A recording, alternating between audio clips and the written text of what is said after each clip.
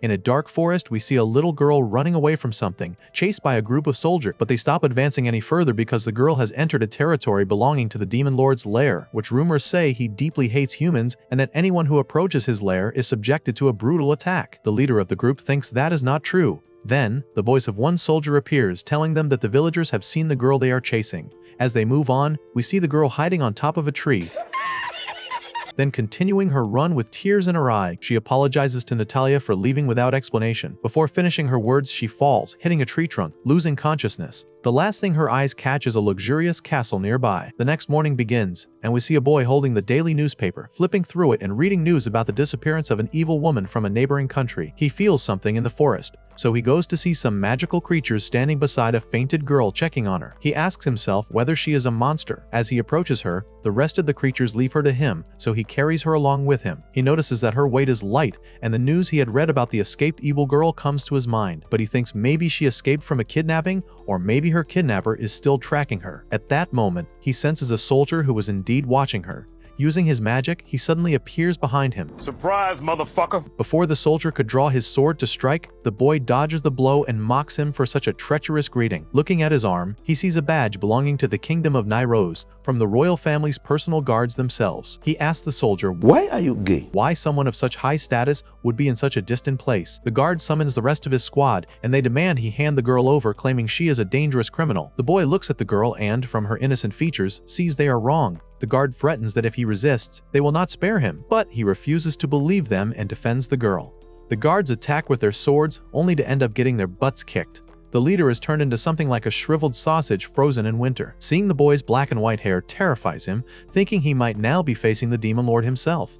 The boy tells him he is wrong, mocks him, and reminds him to call him the Great Demon Lord because this filthy man forgot the title Great. Say my name. He then casts the illusionary dream spell on them, altering their report into claiming they were searching for the girl but lost her trail in the forest, assuming she was attacked by some monster, and so they decided to return and await new orders. The boy takes the girl to his home, a kitchen full of delicious food and herbs he uses for his potions. He treats her and sits beside her, wondering if she could really be the dangerous criminal from the news. He cannot believe such a description matches such beauty. He goes back to his newspaper, searching for more proof. He reads about a conspiracy exposed in the Kingdom of Nairos. While he is reading, the girl wakes up. She asks him who he is, but he does not answer, instead telling her to take the medicine. She drinks it, and he asks her why she fainted. She tells him she lost her way in the forest and saw a castle there, tried to reach it but fell halfway through. He tells her that she is now in that very castle, and joy lights up her face. He continues reading and sees her picture in the newspaper. From it, he learns she is the fiancée of the second prince of Nairos, and her name is Miss Charlotte Evanze. Reading that, the girl gets upset and tells him it is not true. While she worries that he may think she is lying and believe the newspaper, he reassures her that he can see lies in people's eyes, and there is no lie in Charlotte's eyes. Charlotte cries because she finally found someone who believes her. The boy then asks her the reason behind her exile. She explains that it happened suddenly, recounting the day of her exile at their palace in Nairos. On the wedding day, the prince stepped forward to give some statements before the celebration began, but his eyes did not look at Charlotte, the noble lady engaged to Prince Cecile for years. Murmurs spread among the audience, saying she was the daughter of a mistress, not a wife, and that they had never even seen her meet or speak with him before. So much that they did not notice her absence from the ceremony. Charlotte appeared from a corner of the room to answer her fiancé's call, but the prince pulled out a paper and read it aloud, declaring her plot had been exposed. Sadness and fear filled her face, as those accusations were not her doing. Yet no one dared to doubt Prince Cecile's words, for she was despised. He declared their engagement cancelled, ordering her arrest on charges of treason.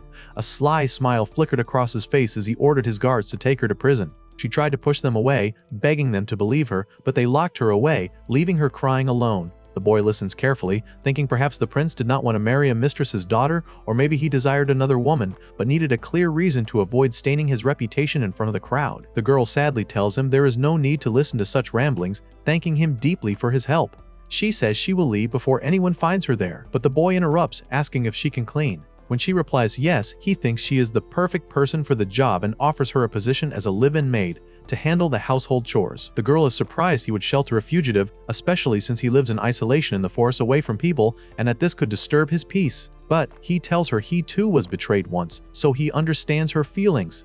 Then he tells her his name, Alan Crawford. He tries to open up to her, saying that 3 years ago, he was invited to join a party under the false pretense of new adventures. In truth, They only wanted to exploit him. They used his skills to break a spell on a temple containing treasure they wanted to steal. After he finished, they abandoned him in front of a horde of monsters. Tears show in his eyes as he wonders how someone could be so innocent and pure. He continues, saying that at the time, no one was there to help him.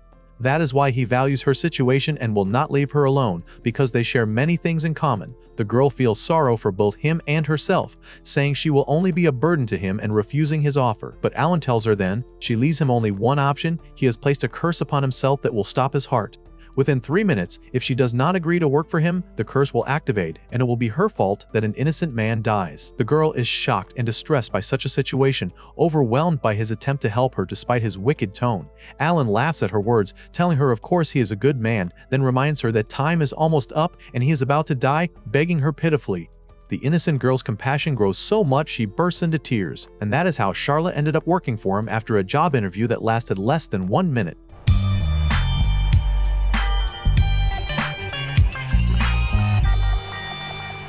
Alan talks to himself about Charlotte, who until yesterday he thought was just a strange person. He never expected her to be so happy and excited over sweets. But for him, that's not enough. He wants to make her happy with something even more joyful. What do you mean by that? He stays up all night, eventually falling asleep on his desk while writing a list of all the mischief that crossed his mind to entertain Charlotte. But when he looks at it, he finds it full of plans that would only amuse him, using summoning magic, creating expensive magical equipment, forcing anyone who opposes him into a life of hell, and inventing a revolutionary magic theory. All things that would bring him joy, not Charlotte. He throws the list into the trash and opens the door, only to see Charlotte greeting him with a face more beautiful in the morning than he's ever seen. She shows concern for him and his health, worried about how he stayed up all night like that. He's surprised by how innocent she is. After being treated like a servant in a noble household, framed for crimes, and exiled from her country, she hasn't spoken a single bad word about anyone. It seems she doesn't even consider the matter a problem at all. Deep inside, what really drives her is her fear of them and her low self-esteem. Then, a voice comes from downstairs asking who Charlotte is. Alan rushes down and replies that she's a new maid he recently hired, trying to prevent her from talking to the girl who looks like she's also from the Pokemon world. The girl pushes Alan aside and introduces herself to Charlotte Miacha, a mail courier working for the Satorose shipping company. Miacha recognizes Charlotte's face from the newspaper she delivers. Before Charlotte can panic, Miacha reassures them that the Nairo's kingdom is outside her company's delivery range, so she doesn't care about the identity of her client's new maid. Charlotte is surprised by the title Demon Lord, but Alan calms her, saying it's just a nickname. You're goddamn right. Alan asks Miacha to deliver a box of glass vials to the city's magic shop. His potions are in high demand because of their exceptional quality. She suggests he live in the city, but he tells her he dislikes being around people who call him Demon Lord just because he looks like one. Miacha tells him that despite being unsocial, he's actually kind, someone who can't ignore people in need. She advises him to start searching for a goal to live for, but he gets angry and tells her it's none of her business. Alan then asks if Miacha can bring him an order from the city. She agrees and hands him the list. He passes it to Charlotte, telling her to fill it with anything she wants, since he has no idea what women need. He warns her that if he senses any hesitation, he'll just buy everything on the list. Miacha laughs at the scene and tells Charlotte she can deal with Alan's arrogant attitude with the killer cat punch, the best way to get rid of stress and bad memories. Alan blocks one of her punches, grabs her hand, and flashes a devilish grin. The two girls tremble in fear of his evil laugh. But really, it just gave him an idea of what to teach Charlotte. Later, Miacha returns with Charlotte's order, treating her with kindness that makes Alan suspect Miacha has grown attached to her. She teases Alan for requesting something so unlike him, but he tells her it's for Charlotte. Miacha grows worried, recalling his sinister laugh earlier. Then he reveals a punching bag. He tells Charlotte this is the mischievous act he'll teach her today. Miacha, however, assumes that with such a sweet, innocent girl and a punching bag alone together, they're about to engage in some extreme relationship play. Yeah, boy. Furious, Alan denies it completely. He puts boxing gloves on Charlotte and shows her a picture of her ex-fiancé, telling her to take out her anger and stress on it. He explains that she doesn't have to accept situations she doesn't like, and what she really needs right now is to release her bottled-up anger. His words shock Charlotte. Alan continues, patience is important. Yes, but letting yourself go from time to time is also necessary. Otherwise, a person might lose their temper at the wrong moment. Suppressing emotions doesn't erase them, it only piles them up until they overflow and destroy you. Charlotte tells him she isn't angry. Alan replies that he searched through newspapers to find that picture, and in the process, read about how she was mistreated in her homeland. He can't believe she isn't angry at her fiancé. With a look of foolish innocence, she says she's certain the prince had a good reason for what he did, and she can only blame herself. From this, Alan realizes her problem runs deeper than just low self-esteem. This ruins his original plan of making her acknowledge her resentment, then traveling to her kingdom to expose the Prince's evil deeds and prove her innocence. That won't work if Charlotte can't properly face her emotions and stop hating herself like this. Miacha advises Alan to just leave things as they are for now until Charlotte's emotions mature. He agrees, knowing her wound is deep and won't heal simply with patience. He walks over to her and asks her to punch him instead of the punching bag. Miacha panics, now convinced he has some kind of masochistic fetish and wants to be beaten and humiliated. But Charlotte can't bring herself to do it, believing she owes him too much. So Alan uses magic to force the glove toward his own face, landing a punch like a professional boxer. He bleeds but reassures her. Now she lives in a home where she's free, able to say and do what she wants. He'll always be by her side, supporting her until she grows stronger. She gets angry at him for making her injure him badly just to tell her that. It was the only way to draw her anger out. The moment turns into a childish scene, like a girl scolding her teenage boyfriend for getting himself hurt. She begs him not to do it again. Her heart can't take it. Charlotte admits she spent her life afraid of many things, but not anymore. From now on, she'll try to say what's on her mind without fear or hesitation. Alan tells her he'll support her no matter how long it takes. He realizes he strayed from his original plan, but he has at least planted the seed of change within her, and all he needs to do now is nurture it. Miacha watches the whole thing unfold, noticing the atmosphere between them. Alan says he no longer needs the punching bag. She replies she doesn't mind returning it as long as he keeps ordering supplies through her. When he looks confused, she teases that soon he'll need a double bed, a wedding ring, and baby supplies. Both Alan and Charlotte are shocked, then glance at each other with puzzled looks that hint at something new beginning between them. In the morning, Alan offers Charlotte a choice between tea and coffee. She says she'll drink whatever he drinks. He tells her he'll have a disgusting nutrition potion, so she quickly chooses tea instead. He asks if she's ever been able to choose what she wanted before. She replies that the first decision she ever made on her own was running away from home. He laughs with her about how important it is that she makes her own successful decisions. The first was running away, and the second is choosing her drink. Women. Just as he's about to ask if she wants to try anything else, they are interrupted by the appearance of a witch who seems to have been looking for Alan. Charlotte asks who the girl is, but the witch replies that Charlotte is the one who should be asked that question. She introduces herself as Aroka Crawford, a trainee magic engineer and Alan's half-sister. She asks if Charlotte is his close girlfriend. In perfect sync, both Alan and Charlotte snap, "No!" in angry unison. Alan stands up and says, Charlotte is far too beautiful to be the girlfriend of a socially rejected guy like him. Aroka asks about Charlotte again, so Alan explains she's a criminal on the run from her homeland, and he's sheltering her while trying to teach this innocent girl the ways of mischief. Charlotte tries to hide it, but Alan knows they have to be honest with his sister before she figures it out herself. Aroka mocks her brother not for sheltering Charlotte, but for teaching her pleasures that suit boys, not girls. He taught her to eat recklessly and to fight. Such things, she insists, won't make a girl happy. Though she originally came to bring her brother back home, she now decides to stay and take care of Charlotte herself, teaching her a girl's kind of mischief. And so, she and Alan begin to quarrel over who gets to teach Charlotte, sparking a competition between them. Alan casts a disguise spell on Charlotte, turning her hair black. The competition begins, flooding Alan with nostalgia of childhood when Aroka never stopped competing with him. Even though she always lost, he believed she was only doing it as a way to grow closer to him. Now, she's determined to win, so she takes Charlotte to a girl's clothing shop and makes her try on a daring yellow dress. For the first time, the socially isolated Alan feels lust toward her, shocking the virgin boy so much that his heart stops for a moment. He faints and coughs up blood. Later, Charlotte goes into a fitting room to try on another dress. Aroka asks Alan what he wants her to do. He tells her he wants her to gather information about the current state of the Nairosi kingdom and their opinion of Charlotte. She offers to dig up news about the prince who framed her, but Alan says it's not the time yet. Once he knows enough, he will storm that kingdom and take revenge for Charlotte. Aroka notices how her brother has changed. He's showing concern for others, something completely new for the introvert she knows. Charlotte interrupts them, asking for help fastening the back clasp of her new outfit, but both Alan and Aroka notice the scars across her back, clearly from whiplashes. The wounds may not hurt after a day, but the scars remain for a long time. That kind of punishment was purely meant to inflict pain and fear. Charlotte asks their opinion on the dress, but sees pity in their eyes. Still, they tell her it looks wonderful on her. Aroka mocks Alan for being uptight about Charlotte covering herself, saying girls need boldness if they want to succeed in this world. Alan scoffs, saying it's a silly excuse, like girls seeking some imaginary struggle to play out. When he uses his magic to heal her scars, he realizes she never received proper treatment. There must be a deeper reason why people in her kingdom hated her. He looks at his sister and, without Charlotte noticing,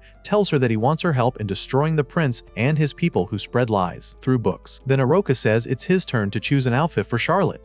Alan can't back down from the competition, so he reaches into the rack and, unfortunately, picks a dress that fully exposes the chest. He yells angrily that it wasn't intentional, but no excuse can erase the expression on His sister's face or Charlotte's embarrassed blush? They continue walking through the city and Iroka asks what the next pleasure is. Alan says he'll teach her how to relieve stress through reckless shopping. He takes Charlotte to a toy store and shows her some silly, even dirty toys. Iroka humiliates him in front of her, calling his taste terrible, and his charisma crumbles into dust. After buying many things, they sit to eat ice cream. Alan says everything suits Charlotte, which makes her blush with flattered embarrassment. Then he and his sister fall into a childish quarrel, which Charlotte stops, telling them that fighting isn't mischief, it's just bad. They both tell her it's simply the nature of their relationship. Alan promises he won't fight as long as it scares her. He realizes both his sister and Charlotte have lowered his standing today, but he reminds himself of the bigger goal. He must not lose his place as Charlotte's guardian. They go into a jewelry store, where Alan notices a hairpin the same color as Charlotte's eyes.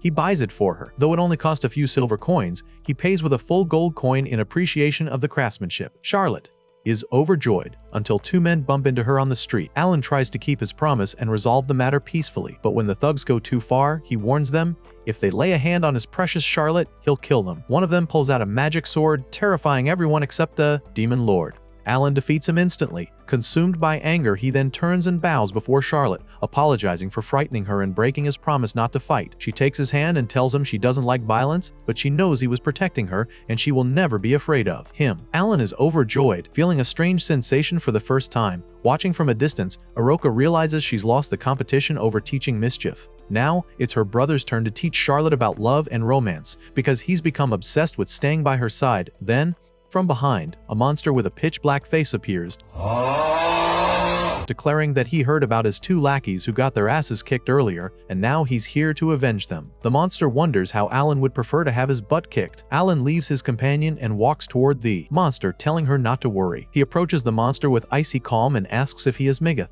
The monster mocks him, questioning why he cares about his name. From that insolent response, Alan knows it is indeed Migeth. He pats his hands together and says he feels nostalgic after 7 years since their last encounter. The monster gets annoyed and swings an attack at him. Alan dodges without even blinking. He reminds Migeth of himself, and soon Migeth recalls the identity of the one before him and kneels down apologizing. His disciples scold him, telling him he can defeat Alan, but Migeth turns his anger on them and orders them to stop provoking the Demon Lord. Charlotte is astonished by what she sees and hears. Iroka explains to her that back at the Magic Academy, Alan was able to defeat professors and hundreds of students in battles. Their father was the head of the greatest magic academy, and Alan graduated at the age of 12 as the youngest graduate ever, thanks to his genius, and later became an instructor there. The next morning, we see Alan sitting gloomily on the stairs of his mansion entrance, with Miach and Iroka in front of him, asking about the reason. His sister tells him something must have happened between him and Charlotte, since she knows nothing else could trouble him to that extent. He tells them it was on the day of giving Charlotte her wages. Although she refused at first,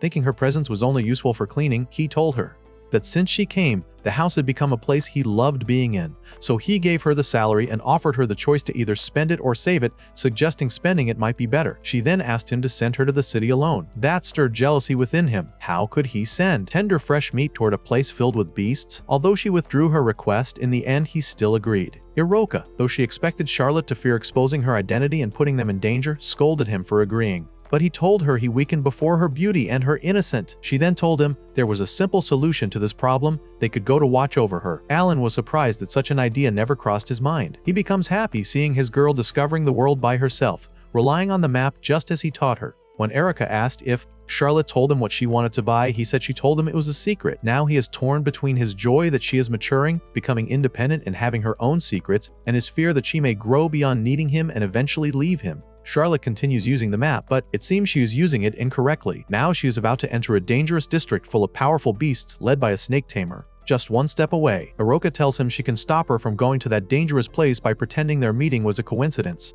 But Alan tells her to let Charlotte live her first adventure alone without interference. Then he entrusts her protection to them and leaves. Charlotte indeed enters the dangerous district and meets the snake tamer himself. Before the two girls can rush to protect her from the villains, they are surprised to see her warmly welcomed and respected by everyone. They treat her like the girl whom they had tried for months to convince to come to their house. Some hang decorations, others prepare tea for her. Miach realizes Alan must have played a role. Indeed, he appears behind them and tells them he had come earlier, taught those men a lesson, and ordered them to treat Charlotte with respect, kindness, and hospitality, or else he would teach them another lesson. Charlotte notices the injuries covering their bodies and gives them healing potions. They kneel before that innocent angel, the snake tamer himself, and even as snakes swear in tears to change and live honest lives from now on. Touched by her innocence, Charlotte feels embarrassed and asks them to stand up.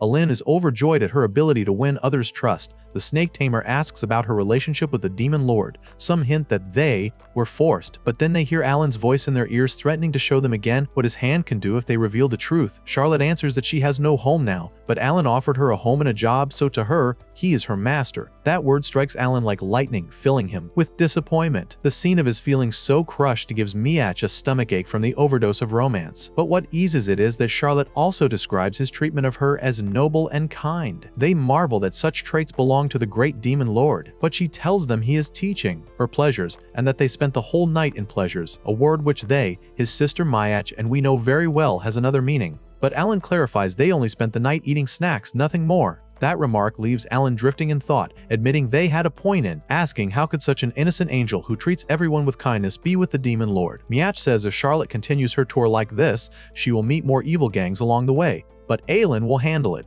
With just one of his potions, he influences the werewolf gang. He also unleashes his wrath upon the Great Shard's gang, who are also Miach's enemies, as their customers are troublesome and send long, nasty complaints. Thus, Alan wipes out all the top gangs and beasts just to secure Charlotte's journey. After realizing there is no longer a need to accompany her, especially since the girls respect her wish that Alan not know what she wants to buy, Miach asks them to leave the task of watching her until she finishes shopping, to her alone. Charlotte returns shortly after and tells them her shopping trip ended without any problems. She brings along the owner of the city's hair salon, who thanks Alan for making the city safe for them and for clearing the streets of gangs and evil creatures. Because of Charlotte's presence with him, he is gradually changing. Alan replies that his motive was personal and there was no need to thank him for that. But she thanks him anyway, praising Charlotte's choice of such a fine companion. Both Alan and Charlotte feel embarrassed, then everyone leaves. Charlotte then takes 2 gifts out of her bag for her 2 friends, Miach and Iroka. Alan feels a sadness he cannot control like a child and asks her if she brought him anything. She tells him she searched for something that might please him but couldn't find anything. That crushes him, since anything from her would have made him happy. She apologizes deeply, crying that she couldn't make him happy even though she owes him so much, and promises to make it up next time, asking him to simply tell her what he likes so she can buy it for him next time. As she fixes his robe that is wearing out, Alan quickly shifts from anger to apology, saying he didn't mean to scold her, but now he realizes something is growing inside him towards her, for the time he spends with her has become of the utmost importance to him. In the morning, we see Alan taking Charlotte on a stroll along the roads, showing her a place he noticed her admiring, the region of Yonoha. As she tells him how happy she is with the beautiful weather, we see that someone is following them. Back at Alan's mansion, he tells her that immersing oneself in books amid a society that forces constant responsibility is one of the pleasures of that era. She tells him she read in the book he gave her about the Athena Magic Academy, where he and his sister studied, and she expresses her admiration for how grand the academy was. He tells her the number of people in that academy was almost equal to the population of a small island. Then he asks if she would like to discover another place, saying her answer will determine their next day's destination. She tells him she cannot request a long trip because she doesn't want to burden him, and that she prefers spending time with him in the mansion rather than traveling. She adds that mischief has its sweetness in the difficulty of keeping it up, not in the ability to constantly do it. Otherwise, it makes a person corrupt. Alan reflects on her opinion, agreeing with her, since he doesn't want to spoil her but simply give her the chance to experience new joys. He asks again, but she refuses to answer, leaving him no option but to jokingly consider casting a death curse on himself. She stops him, holding his hand, just as Miacha barges in, that annoying girl. Alan asks why she came, and she tells him she's here to deliver a special package for them, a gift from her, a trip or 2 to Yonoha. Their journey begins the next morning. Charlotte is filled with joy since the kingdom of Nairose is surrounded by mountains and she has never seen such a beautiful plain before. She tells him about the day she escaped, sneaking into a horse carriage but unable to enjoy the view because she was hiding. He reassures her that this area is safe for her, being a rural region unlikely to have heard of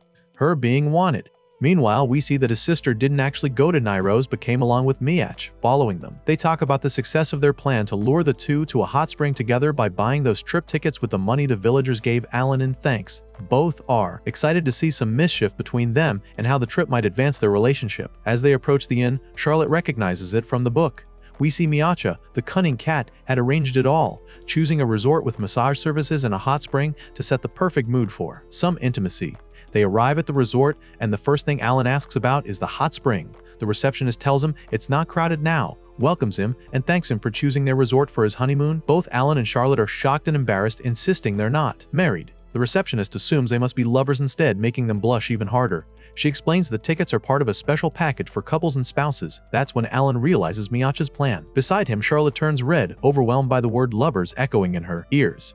The receptionist offers them a welcome drink. Alan wonders why there's only one, and she explains it's meant to be shared with 2 straws for lovers. In his usual bluntness, he just drinks it all in one gulp. The receptionist leads them to their best hot spring, one overlooking a seaside view, which might help Alan calm his feelings toward Charlotte. She asks if they brought swimsuits and takes Charlotte to the changing room, leaving Alan terrified at the thought of seeing her in swimwear. He even thinks about stopping his heart before another part of his body reacts. Charlotte comes to him, and as he turns to see her, he realizes there's no need to stop his heart. It has already stopped. Even the demon lord could weaken before such beauty. Blood rushes to his sausage, but he averts his gaze and shyly tells her she looks wonderful. They enter the hot spring together, watching the sunset. His sister and Miyacha secretly observe, expecting them to finally engage in some scandalous act. Alan tells his girl that this is not really mischief, there are other ways to enjoy the hot spring. Miyacha's eyes gleam with excitement, thinking her plan is about to succeed, but what Alan actually meant was eating ice cream. He brings Charlotte ice cream and casts a spell to keep it frozen so she can enjoy it slowly. The other guests notice and all request ice cream with his spell too. Before the solitary Alan can get annoyed, Charlotte gently asks him to fulfill their requests. Later at the resort restaurant, the waitress thanks him for his spell on the ice creams, which tripled their sales, and she offers to enhance their experience. She suggests sightseeing or visiting magical animal spots. Charlotte tries to hide her excitement at the words zoo, but Alan notices. Now he knows what to do. They head to their room, specially prepared for lovers. Meanwhile, Miyacha and Iroka are in the room next door, trying to eavesdrop to see how well their plan is progressing. The receptionist tells them the bed was crafted by dream demons, allowing those who sleep on it to dream of anything they desire. Alan and Charlotte fall asleep without any mischief. He asks her if she chose the dream she wanted to see. She says she wants to see her late mother, who used to sleep beside her when she was young. Alan casts a sleep-inducing light spell to help her drift off, watching her to make sure she rests. Then he casts a sleep spell on himself, but it accidentally affects his sister and Miyacha in the next room as well. The next morning, both Alan and Charlotte wake up. He asks if she saw her mother, and she tells him she did, and that she told her mother about him. We see a moment from last night, Alan leaning on the couch, using his magic to watch Charlotte's dream. He tells her mother not to worry about her daughter, promising he will protect her no matter the cost. From the top of the mountain, one of the pig-like creatures depicted on the posters looks down, questioning Alan's ability to protect Charlotte. We see both Alan and Charlotte in front of the entrance of Yanoha Zoo, that place full of beautiful magical creatures. She browses the different sections of the place and points with her finger towards the petting zoo. In embarrassment, because when she was little, she read about it and had always wanted to visit. He tells her that he will take her there and that they will enjoy their time to the fullest, and he offers to buy her anything. Before she refuses, he casts a curse on himself, so she quickly goes and brings what she wanted. She brings him 2 cat-shaped headbands and tells him that she wants them to wear them together. On top of the mountain, we see some magical creatures preparing along with that boar for a certain battle. They enter the zoo and enjoy the calm atmosphere, but Alan is annoyed by the presence of water boars in the place, as they are fierce magical beasts capable of devouring an entire mountain if hungry. One of the zoo staff comes to him and tells him that there is no need to worry, as those boars are now resting in the depths of the forest and the place now only has peaceful creatures. He looks behind him and sees Charlotte almost paralyzed with goosebumps, since it's the first time she has gotten so close to a fluffy creature with such soft fur. He tells her that this is not the real joy yet, and that she should wait until she starts petting them and playing with them. He uses his basic knowledge of magical creature languages and tries to bribe them to play with her, but Charlotte's innocence attracts them to her effortlessly. While she sits next to him, they try to get close to her. From this, he notices the possibility of Charlotte having the ability to become a tamer of magical creatures. She asks him if she has the power necessary for that, and he tells her that of course she has what it takes, while also remembering how even the mightiest beasts admired her. One of the traits of a magical creature tamer is the ability to even command the most fearsome magical beings. Their conversation is interrupted by one of the zoo staff, who asks them if they are magical creature tamers based on how much the creatures in the zoo love them. She then takes them to the zoo director, who immediately recognizes Alan Crawford from the Academy of Magic. All the staff rejoice as if help had descended from the heavens, and they beg for his assistance. Alan agrees and goes with him. They see one of the great Venrier creatures with severe injuries, locked inside a metal cage because it had been separated from its parents and attacked by an illegal hunter. Its fur and bones are excellent materials for making magical equipment, so illegal hunters never stop trying. That Venrier refuses to let anyone approach it. Alan tries to use his magic on it but fails, as the Venrier is extremely frightened and aggressive.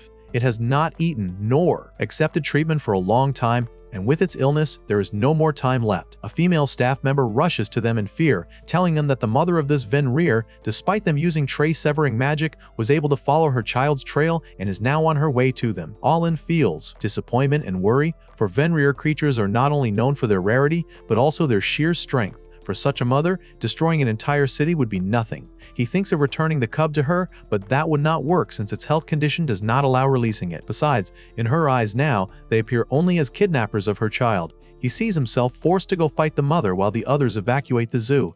He thinks of forcing her to retreat and suppressing her will, and this becomes the first decision Charlotte tries to take on her own. Unlike before, when she would back off at the first rejection, now she is prepared to fight. He tries to make her gain confidence in herself and entrusts her with the mission of convincing the cub to accept treatment. He tries to provide protection by creating a magical barrier around the resort and uses ice magic to pin down the small ones in place and buy time for Charlotte to convince the cub to eat and take the medicine. While doing this, his eyes fall on a herd of baby Venrir, the mere sight of which is said to bring great luck.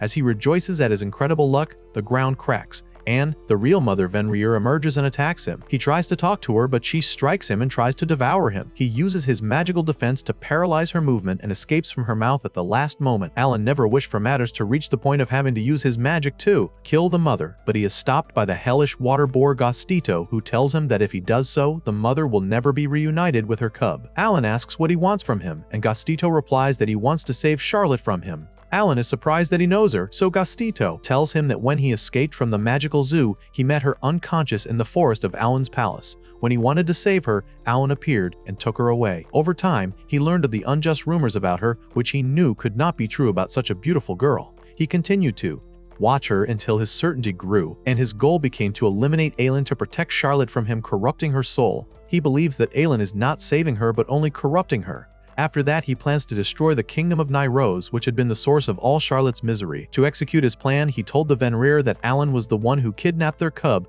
leading to a battle that Alan could not possibly survive. But Charlotte appears from behind him, accompanied by all the magical creatures of the zoo and the Venrir cub, whom she had successfully convinced to eat and take the medicine. When she wanted to go after Alan, the magical creatures would not leave her alone, as they loved her and were worried for her safety. Gastito asks her if she understands their language. She tells him she does not fully understand yet, but can feel what they are trying to say. He is amazed at how fast she has progressed, since it took him, the great sorcerer, half a year just to master the basics of the language. He tests her by asking if she understands the conversation between the Venrir cub and its mother. With confidence, she tells him that the Venrir believed Alan was the hunter who kidnapped their child, and that the one who told them this lie was the hellish water boar, Gastito. Gastito asks Charlotte to leave Alan and go with him, believing that staying with Alan will only bring her more sorrow, and that instead of avenging what happened to her, she is now growing in pleasures and on her way to a corrupted soul. Charlotte responds angrily and jealously in defense of Alan, telling him that what he says is not true, and that Alan has given her a peaceful life, providing her with safety and the true meaning of life. She tells him she will not forgive him if he speaks badly of Alan.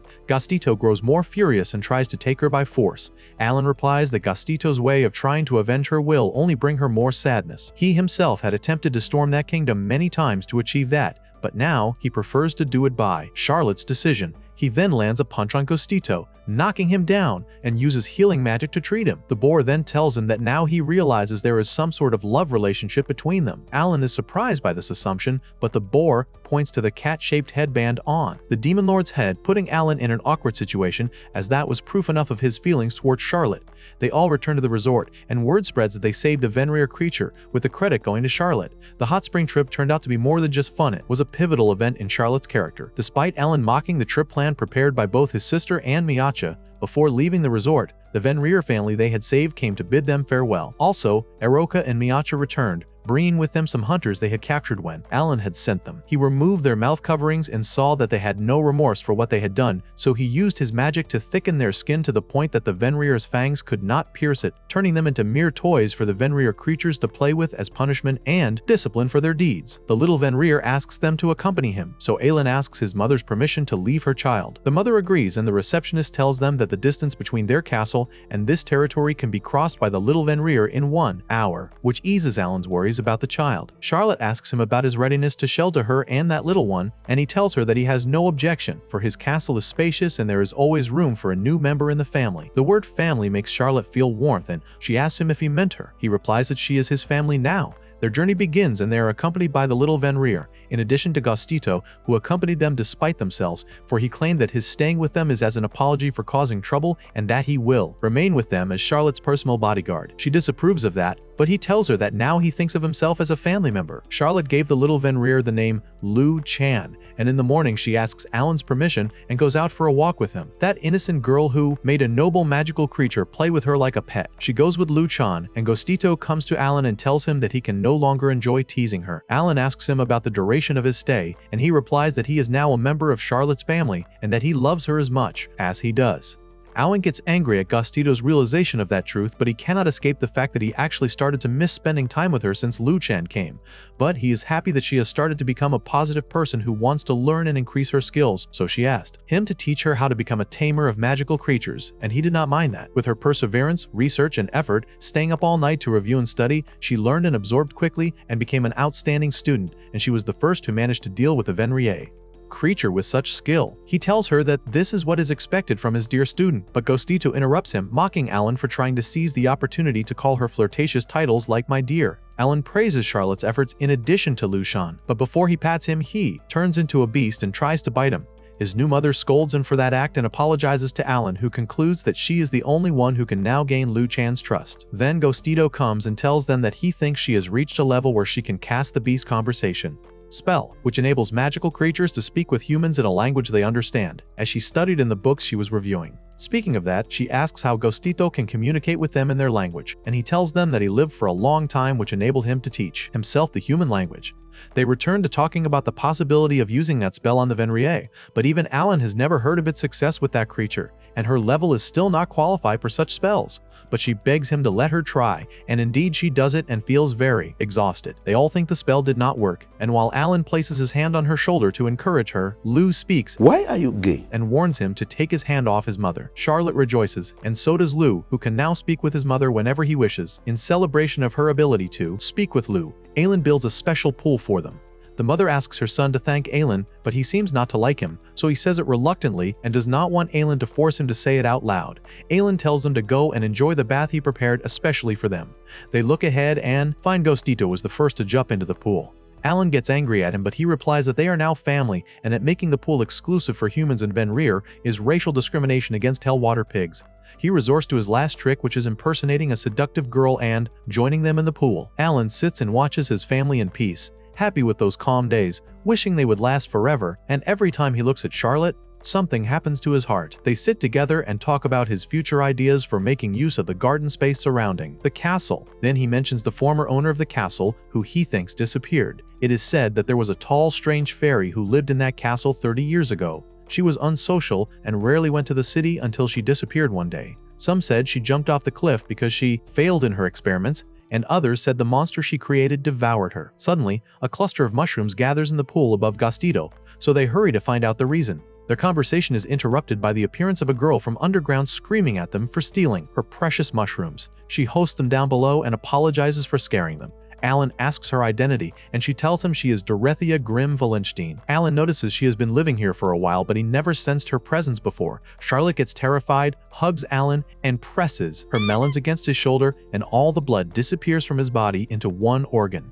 Then Dorothea asks them about their identities, and Alan replies that they live upstairs in the castle. She tells him that the castle above belongs to her and goes up with them. She is amazed at the gathering of such rare creatures together. Gostito recognizes that she is a dark fairy, a rare lineage of fairies of legendary elite status, as one of them can survive at least 100 years without food or drink by using magical energy from the air. While everyone is immersed in intimate conversations, the house steward drowns in worry about his legal status after the original owner of the house turned out to be alive, so he asks her to sell him the house. She agrees on the condition that they help her get rid of the predicament she is in. The reason she fled to the basement for 30 years was the editor who came to her house to take her romance novel that was requested from her. Dorothea was a very successful writer at that time, having won many awards. Alan says he will not get involved in such a trivial task, but she threatened him with the idea of her ownership of the house, so he changed his mind and asked her what she wanted them to do to help her. She told him that from now on, they must act as lovers so that her next novel would be about them.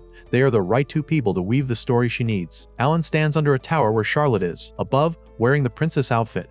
He calls out to her and asks her to accompany him to leave that world and live their life together. She agrees and jumps from the balcony to come down to him, and he catches her. Dorothea stops the filming and scolds him for using a magic barrier between his hands and the princess's body, telling him he's not 8 years old anymore to feel embarrassed about touching her. Dorothea continues exploiting them to weave her romantic story, and although she failed to make them kiss each other or flirt without sticking to a script, she did not give up and provided them with a script to follow so that Alan could finally obtain the castle from her in addition to delivering her next novel, and everyone comes out satisfied. Alan refuses to do the thing he initially thought Charlotte did not want to do, but the girl surprises him and tells him she wants to flirt with him. This embarrasses and shames the demon lord, and he bangs his head on the wall until blood flows. She quickly rushes to treat him, and Gastito tells the writer that this is their instinctive way of flirting, but she won't wait for such moments, so she wants them to follow the script she gave them, and Gastito and Luchan will help with that. We begin with the next scene, in which they play the role of newlyweds. Alan appears with a suitcase and a neat suit, knocking on the door for his wife Charlotte, who is wearing a kitchen outfit to prepare lunch for her husband who has just returned from work.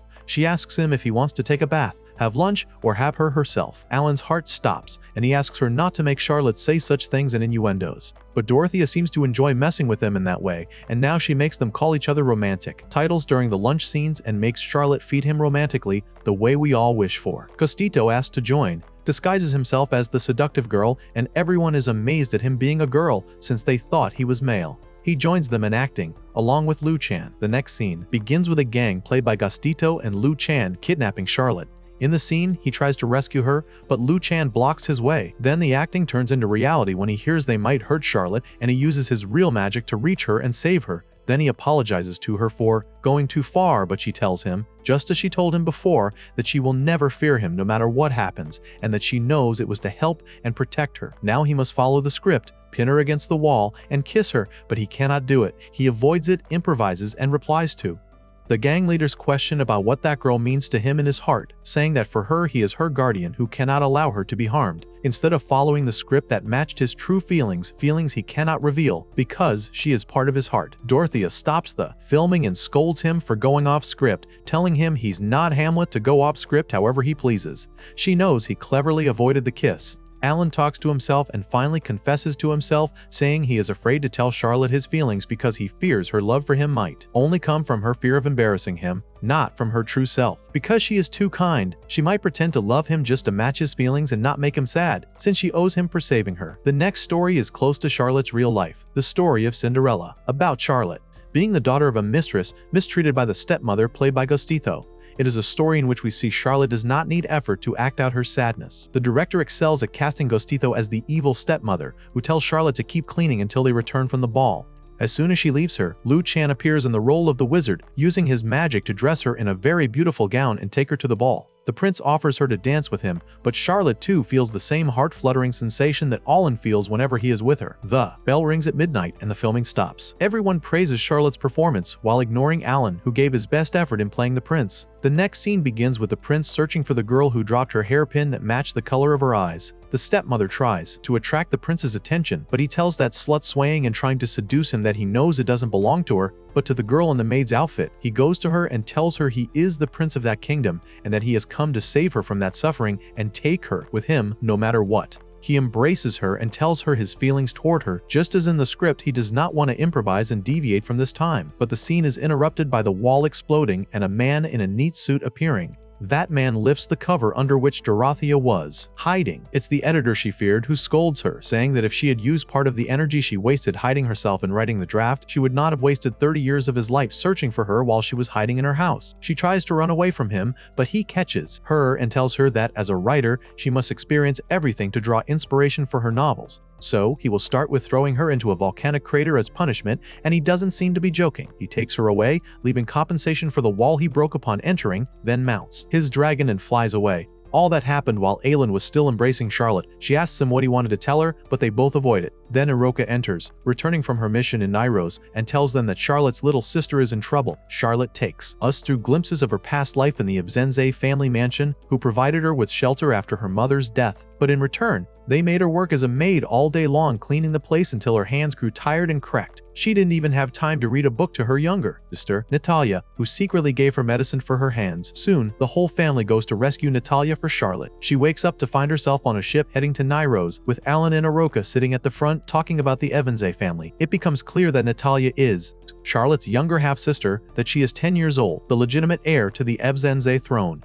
and Charlotte's only supporter in the kingdom of Nairos. Charlotte wakes up from a deep sleep thanks to Alan's spell and wants to tell them a story about Natalia's personality. But Iroka is surprised that Alan has finally surrounded himself with more people after preferring isolation. Now he is accompanied by a Hellwater Pig and a Venriere, something their mother will be very happy to see as she is an expert in magical creature research. They arrive at the island that Charlotte read about, which hosts the Athena Magic Academy. Alan tells her that the entire island is the academy itself, and that the building she thought was the academy is only the student dormitory. When they arrive, he asks Iroka to explain the details, but she postpones that until after they go to Alan's parents' house. Charlotte feels unprepared mentally to meet them properly, but his sister knows the worry is not about Charlotte, it's about Alan himself. He left the school 3 years ago without telling anyone and left home after a severe quarrel with his father. That quarrel left a mark in the island's history of 2 skilled sorcerers fighting each other for 3 days and nights, leaving many destroyed places that still remain unrepaired as tourist landmarks. Gostito keeps stirring drama, telling him that despite his bad relationship with his parents, he gave in to meeting them for the sake of his beloved in the end. Charlotte worries that being a wanted girl may have put Natalia in trouble because of her, but Alan reassures her that her sister surely knows those charges are fabricated and will understand. He tells her he will help, but before he can catch his breath,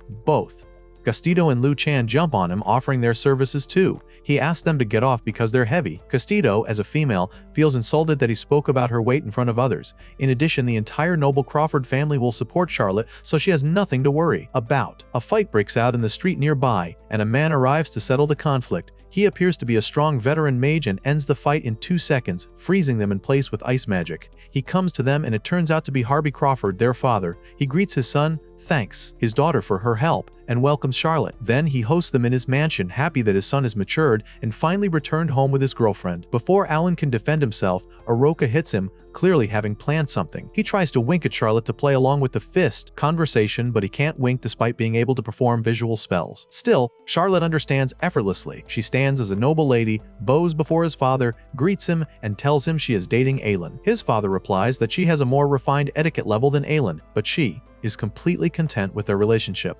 Then he offers to help her with anything she faces after Iroka has told him everything about her. Mr. Harvey tells them that their marriage would be a wonderful step towards stability. But hearing the word marriage makes them both extremely embarrassed, which makes the father question whether it's just a fling. Alan responds that of course it's not like that, but avoids further talk and changes the subject, saying he wants his new home to be his permanent residence and does not want to return here or accept his father's offer. The guests wonder what that offer is. They learn that Harvey Crawford is the headmaster of Athena Magic Academy and that he wants his son Alan to succeed him as headmaster of the world's most prestigious magic institute. But he knows that position comes with burdens that might shackle him from living the life he desires. Charlotte admires Mr. Harvey's care for his adopted son, but Alan tells her it's just a show in front of her, that he only wants him to succeed him so he can stay with his wife. A small girl enters to serve them tea, and Charlotte thinks she is Alan's little sister. But Alan calls her aunt before she throws a fork at him and reminds him to call her mother. She is Mrs. Lizlock Crawford. The father continues his talk, saying the headmaster's position is very honorable and that he wants Alan to take on full responsibility and burdens while he himself retires and stays in Lizlet's arms, planning to bring him a younger brother or sister soon.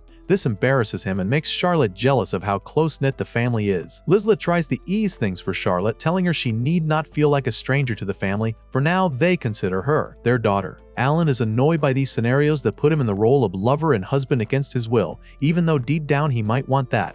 Alan asks about Charlotte's younger sister, Natalia. Mr. Harvey replies that she is now studying in their magic academy and that there are some problems in the Avanzi family. Until those problems are resolved, the academy is providing her shelter. This has been going on for 3 months, but they discovered it only recently because Natalia had been using a fake identity. But Alan knows his father didn't invite him just to tell him about Natalia. His father tells him that the faction conflicts in the academy are worse than before. Then he reveals the magical Mirror of Nostalgia, which shows a past scene. They see the leaders of the factions and major monsters in the academy confronting Natalia. Charlotte and Alan both think she's in danger, and Alan rushes up in alarm to help the poor little girl who had been sent away to a distant island away from her family. But they are surprised by a scene that shows this did not make her weak. Instead, it made her a delinquent leader feared by all factions in the academy. She makes them buy her things from the cafeteria, and Charlotte feels sorrow for her younger sister who turned into that person because of her escape. But the headmaster reassures her that she is just wild, not evil. He shows another scene of her offering food to one of her classmates, telling him she will only be a true leader if she stands by her companions and provides them with money. This looks like the natural Natalia, Charlotte's little sister. They calm down a bit, knowing things are not out of control. Alan asks his father what he wants him to do. His father asks him to go talk to the girl, tame her behavior a little, and order her to attend more lectures, nothing more.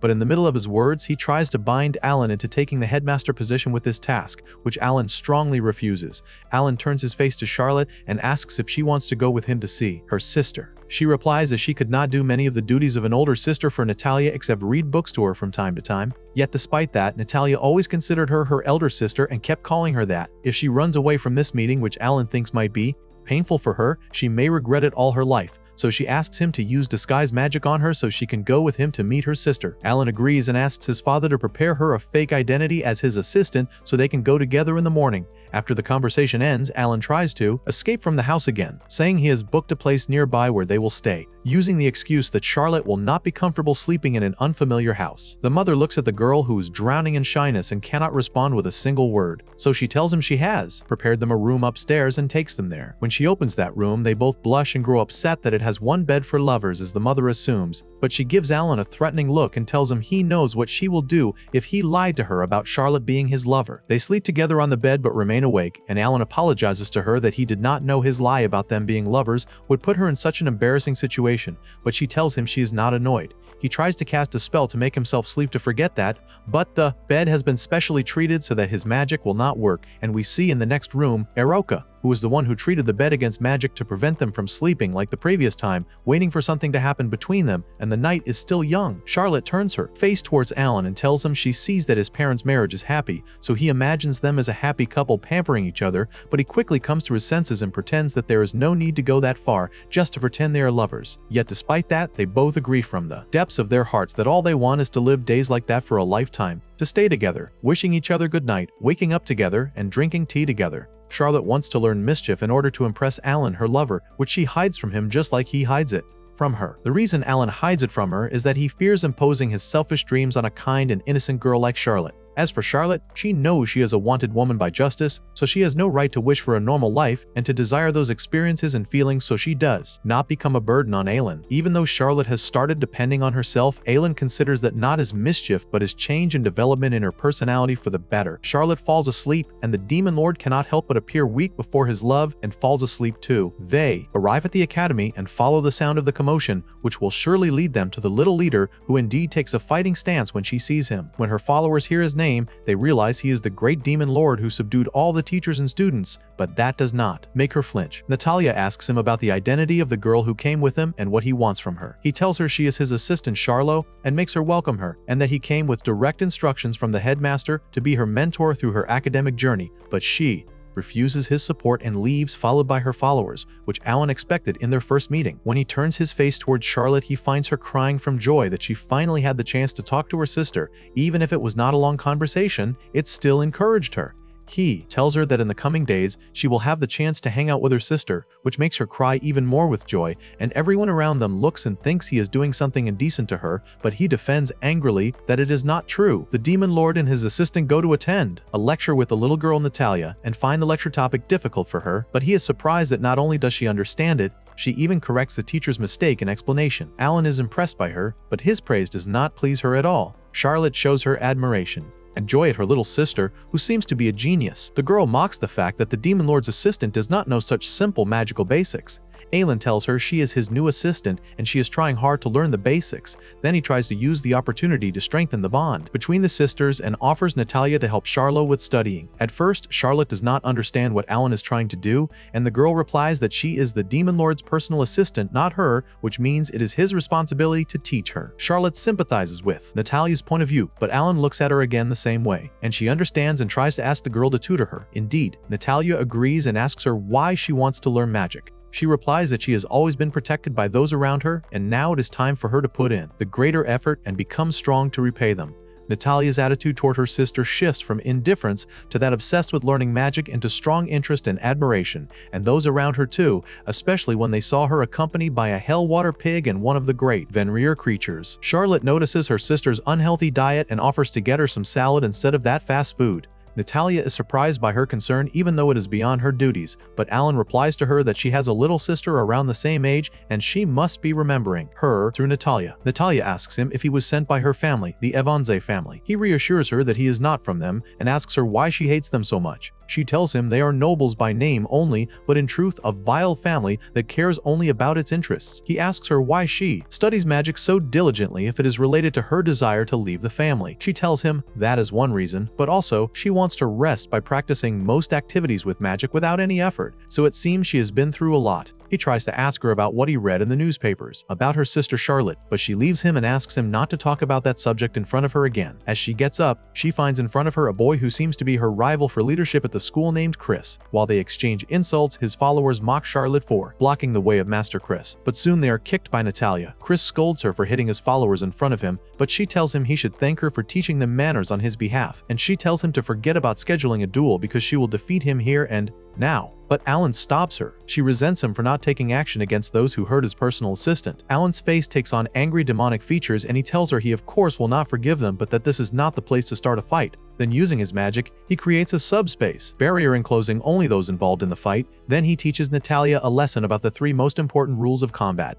First, to close the escape routes of her opponents. Second, to choose her enemies carefully. Third, to destroy their morale so they will not oppose her again. Then he summons an aura of dark magic no one has seen before and is ready to unleash it on them, but his assistant Charlo stops him. Alan rejoices at his girl, who at first was afraid even to punch a punching bag, and now she uses magic on him and scolds him in front of others. Then he asks Natalia why she is impersonating that role. He knows it started with her supporting the weak, but then she noticed the weak were too many, so she decided to shift her focus and become one of the neutral leaders who neither oppress the weak nor let a strong bully get away with his actions. Natalia admires his skill in investigating her, and he tells her that is his duty. Then she continues saying she sees people like Chris as training targets only, but he just refuses to give up, so he becomes an annoyance for her and she does not know what to do. She thinks he will tell her to get along with him, but the Demon Lord instead tells her to be the one who subdues everyone in the academy and become its next leader. Aroka comes and finds Alan teaching Natalia techniques to subdue the academy under her rule. The most effective thing is to challenge the leader of the enemies in a field he excels in, but you defeat him. Only her rival Chris remains. He offers her a strategy that enables her to take the flag behind the daimas and return with it to become the winner, and he offers to teach her a trick that may be illegal. This makes her eyes shine brighter to learn it, so they get closer and share the sly, devilish laugh. His sister objects that although he should guide her to the right path, and Charlotte fears that her sister may become a mischievous girl. Teacher Gustito comes, who has used the carrot and stick principle in training them, and orders them to stop fooling around and return to training again so that they will not be a burden on their leader in the great competition. They go to the cafeteria, for it is dinner time.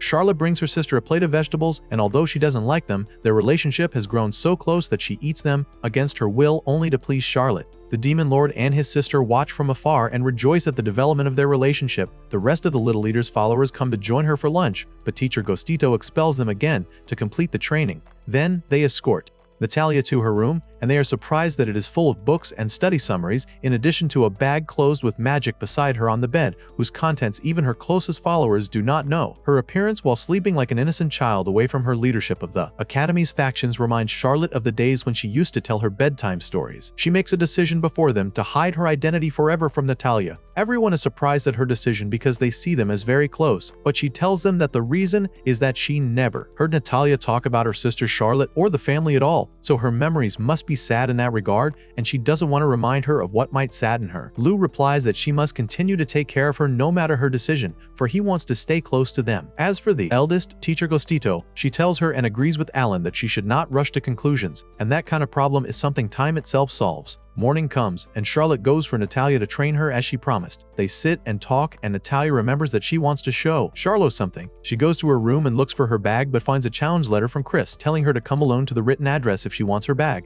Charlotte begs her not to do that, but Natalia seems to hold something precious in the bag, so she asks her to hide the matter from the Demon Lord, then rushes after Chris. Alan gathers with her followers and asks them about her place, but he does not know her location nor Charlotte's, whose last whereabouts he knew was that she was training with her in magic. He asks Lu-chan to pick up his mother's scent and look for her. Then one of Chris's followers interrupts them screaming and tells them that Chris has invited Natalia to the forbidden daimas. He tells them that the reason for the pressure and hatred filling Chris toward Natalia was that he was the most prominent boy in the academy until that genius girl came and surpassed him in all competitions and all subjects. This made him feel pressure and tension from her development under the care of the Demon Lord. So he summoned her to that forbidden place so that no teachers or students would interrupt their duel. But he did not know that this time was the egg-laying season for the Daima's creatures, so they are aggressive at that time, and they are in danger. When Alan learns all that, he tells everyone to wait for him and asks Gastito to inform the academy's headmaster of what happened in case something occurs. Then he quickly goes to their location. We see both Chris and Natalia inside the Daimas competing for the bag.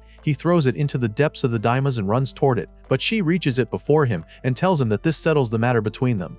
But he tells her it is not over yet. While they are speaking, they hear footsteps shaking the ground approaching them. It is the chimera creature. Natalia mocks Chris for fleeing and tells him that they must deal with that chimera. Chris trembles at the very thought of fighting that monster, but she tells him she knows that creature flees when hearing loud noises, but they cannot continue thinking before the chimera appears above them and attacks them. Chris succeeds in blocking the first strike of that creature and tells her to run while he stays since he is the one who dragged her into this, but she refuses. Soon the creature appears completely before them and attacks them, and they try to flee, but the chimera protects its eggs fiercely and launches explosive secretions that knock them to the ground. As it is about to crush Natalia, we see multiple explosions in the sky that come between it and the chimera, the sound terrifying it and making it run away. Natalia recognizes that spell.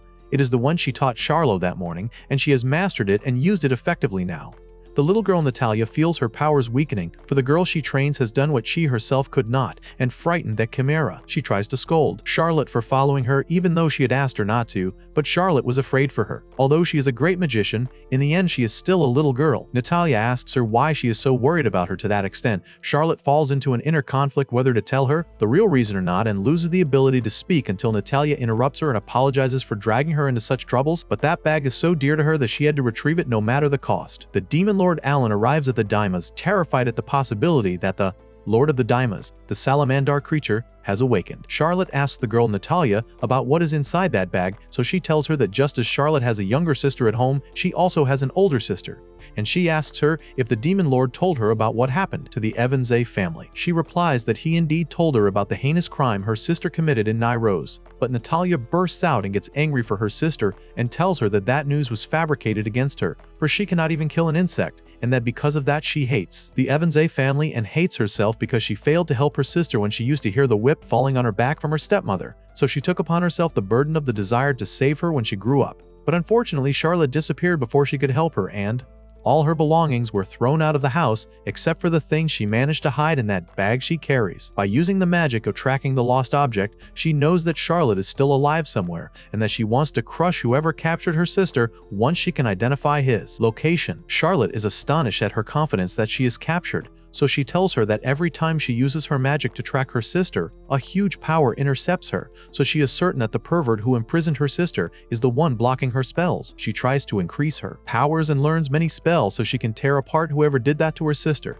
Charlotte worries for Alan because of that, but she tries to calm Natalia and tells her that she will surely find her sister one day. Chris wakes up crying and apologizing to Natalia, for he did not know she lived such a sad past from what he heard, and he keeps apologizing and telling her he was a fool to treat her that way. The sound of footsteps shaking the place around them appears. They do not know its source, whether it was the same creature from before, or if it is the sound of Salamandar's footsteps. She asks them to leave and search for Alan while she tries to protect her sister and buy them some time to fight that monster. But it is stronger than her abilities, so she is struck with a blow that cancels the spell of changing her appearance, and Natalia learns that this is her sister, Charlotte. And before Salamander launches its finishing blow on Charlotte, Alan appears and blocks it, then comes with a huge amount of magical energy that shakes the island so much that the headmaster of the Magic Academy and his daughter know that the tremor was caused by his son, and he wishes the island remains intact afterwards. The two children are astonished at the enormous amount of power that burst from the Demon Lord, but something strange happens. We see Salamander sit next to Alan and cuddle beside him. We see Lady Lizlock Crawford, the teacher of magical creatures, rejoice at Salamander's loyalty to the one who cared for her since she was a small egg, so she could not harm her father, Alan. Alan sits beside Charlotte, proud of his girl who defended her sister bravely, until they all exit the Daimas, and Chris says that now he is ready to receive any punishment for that deed. Now comes the touching moment of reunion between Charlotte and Natalia. After the spell of disguise disappeared, the older sister apologizes to her sister for hiding her true identity from her, for she thought that reminding her of it would only bring her sorrow, just as remembering her had caused her troubles before. But Natalia rejects that and rejoices at meeting her older sister after all that time and asks her if she remembers the book she used to read for her from time to time. Her sister tells her she of course remembers the book of magical zoo stories where children used to visit and pamper the magical animals. And before she grieves for losing that book, Natalia takes it out of her bag and asks her to read it for her once again. And she keeps apologizing for not being able to help her, and the older sister apologizes for leaving her alone and running away.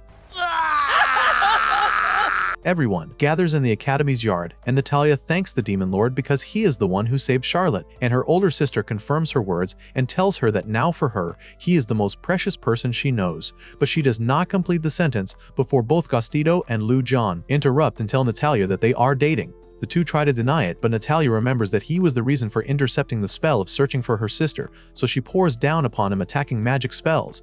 But he tries to tell her that he did not seduce her and that he did not deceive her and make her his lover. But that does not work, and she continues casting strikes at him. And while the fight happens, the hellish water boar and the Venrir wish to go to the cafeteria and eat some food. Father Harvey Crawford feels disappointed that their relationship was fake, so his daughter apologizes to him and tells him that they truly love each other and that she will do what is necessary and will stay beside them until they admit their feelings for each other. The small family returns to Alan's castle, and on a beautiful morning, they drink tea together and remember what they went through and show how much they long for such peaceful days. But what occupies Alan's mind now is trying to know the reason Charlotte wanted to know his feelings toward her the previous night. And beside him, Charlotte still wants to ask him the same question for the signs of their love. Fill the place, and it is as if rainbows would come out of our cakes from the romance between them. But they fear to confess their love to each other. They begin speaking at the same second, and before they finish, they are interrupted by Miacha, as usual in her annoying way of appearing as the moral supervisor of the story, added by an annoying director who did not receive hugs in his childhood, for she came to deliver them a new package with no sender's name on it. Alan opens the package and finds it contains a summoning spell, so he makes Charlotte take cover behind him and summons the owner of that spell.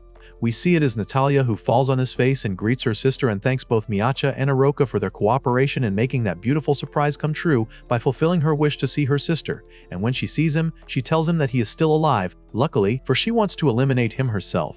Then Alan rises and tells her that he is the lord of that castle and that anyone who refuses to obey his orders, he will expel by force. Their faces rise with looks of challenge, and the quarrel is about to begin, but her sister stops them from that. Natalia replies that this is not a quarrel but the way the dear student communicates with her teacher, the Demon Lord, and they return to the challenge again. But the door opens and smashes Alan onto the wall, for Torfia Grimm has come. When the girls hear her name, they begin praising her distinguished novelistic skills, and she tells them she has come with a souvenir for them, her novel which received great appreciation thanks to the Demon Lord and his beloved helping her in drafting it. And she has come because she longs to write a second part, so she asks if any developments have happened and that she is in a big predicament for the editor she works with does not stop asking her about the second part. Alan refuses to host her in his home, fearing that the wall will be broken again, but his sister begs him, and already without referring to the lord of the castle she has made the decision of Natalia staying.